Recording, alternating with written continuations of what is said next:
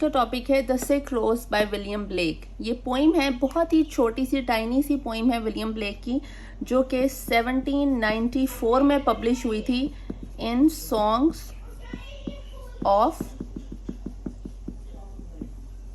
Experience. William Blake के songs of innocence थे और सॉन्ग्स ऑफ एक्सपीरियंस थे, जिसमें से ये पोइम पब्लिश हुई थी सॉन्ग्स ऑफ एक्सपीरियंस में। मतलब ये थोड़े बाद वाला दौर जिसमें विलियम ब्लेक की इस तरह की पोइम्स हैं जो कि पॉलिटिकल थोड़ा सा सिग्निफिकेंस को शो करें, या उसकी जो लाइफ में जो उसके एक्सपीरियंसेस थे, बैड एक्सपीरियंसेस काइंड ऑफ, उसमें उसने क्या सीखा, कौन सी चीज़ें देखी, क्योंकि ये एक रोमांटिसिस्ट था तो ये उस हिसाब से चीज़ों को लेकर चलता है और वही चीज़ें वो बताता है। ठीक है, अब इसमें ये जो पोइम है बेसिकली इसमें 4 लाइन्स हैं, मतलब 2 स्टेंजास हैं और हर स्टेंजा में 4 लाइन्स हैं। ठीक है, इस पोइम में बहुत ही स्ट्रेस किस्म की, स्ट्रेसफुल या डिस्ट्रेसिंग आप कह लें, डिस्ट्रेसिंग टोन इसमें यूज़ किया उसने। ठीक है, और ये बात करता है रात के वक्त एक तूफान की, जिसमें ये आपको नाम से पता चल रहा है सिक रोज, कि वो रात के वक्त एक ऐसा तूफान आया था जिसकी वजह से उस फूल में एक बीमारी हो गई और वो फूल जो है वो बीमार हो गया। ये छोटा सा इसको मैं थोड़ा सा अब करती हूँ।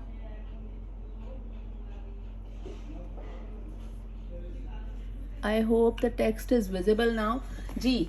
तो यहाँ पे अब ये बात कर रहा है the sick rose songs of experience की। O rose thou are sick, ओ रोज गुलाब के फूल तुम बीमार हो गए हो।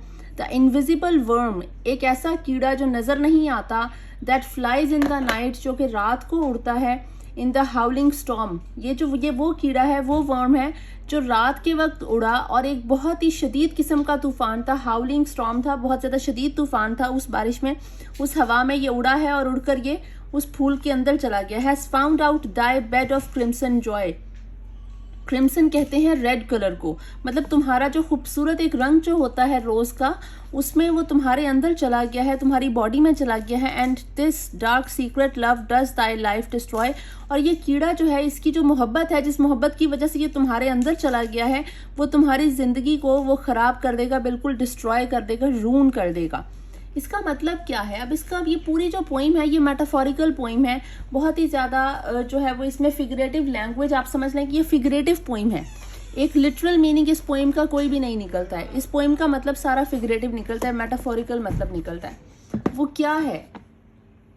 तो आपको वो जो सबसे ज़्यादा चीज़ जो समझने वाली है वो ये है कि इसने बात की है यहाँ पे आपके, अब जिस तरह हमारा एक रिलेशनशिप होता है, रिलेशनशिप में शक आ जाए, एक बहुत खूबसूरत रिलेशनशिप की बुनियाद जो है वो ख़त्म हो जाती है। आपकी फाउंडेशन ट्रस्ट होती है किसी रिलेशनशिप की, उसमें शक आ जाता है तो वो ख़त्म हो जाता है।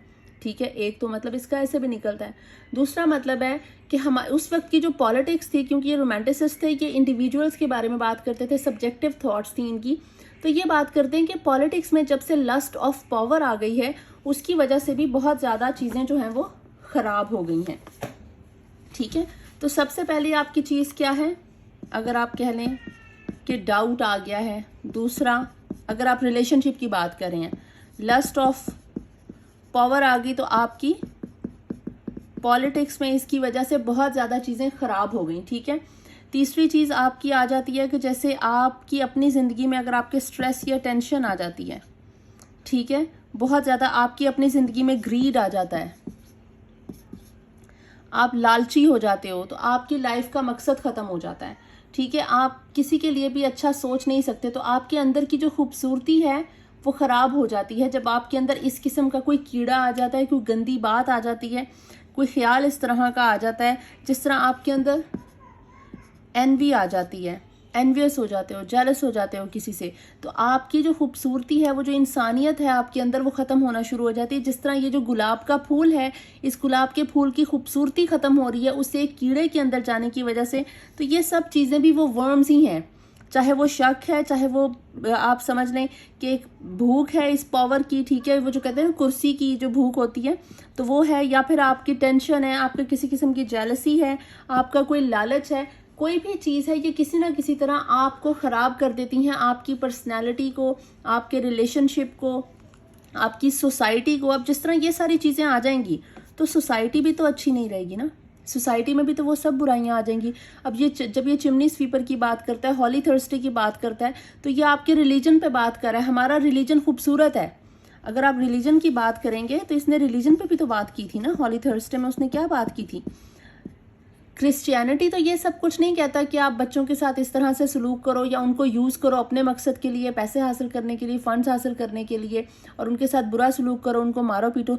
रिलीजन तो ये नहीं कहता। रिलीजन आपको झूठ बोलने को भी नहीं कहता। रिलीजन आपको इंटरेस्ट लेने को भी नहीं कहता।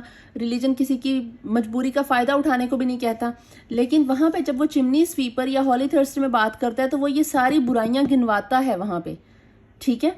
तो वो ये सब बुराइयां जो हैं वो आपकी पूरी सोसाइटी पे इम्पैक्ट कर रही हैं। मतलब जब आप इसका एनालिसिस लिखते हो इस पोइम का, तो ये सिर्फ फूल की बात नहीं है, ये आपकी सोसाइटी को किस तरह अंदर से वो कीड़ा खा गया है, आपके रिलीजन को किस तरह से उसने ख़राब कर दिया, डिस्ट्रॉय कर दिया है, वो सारा कुछ इसमें इंक्लूड होगा आपकी इस छोटी सी पोइम में। तो आई होप आपको अब ये पोइम समझ आ गई होगी। Thank you so much.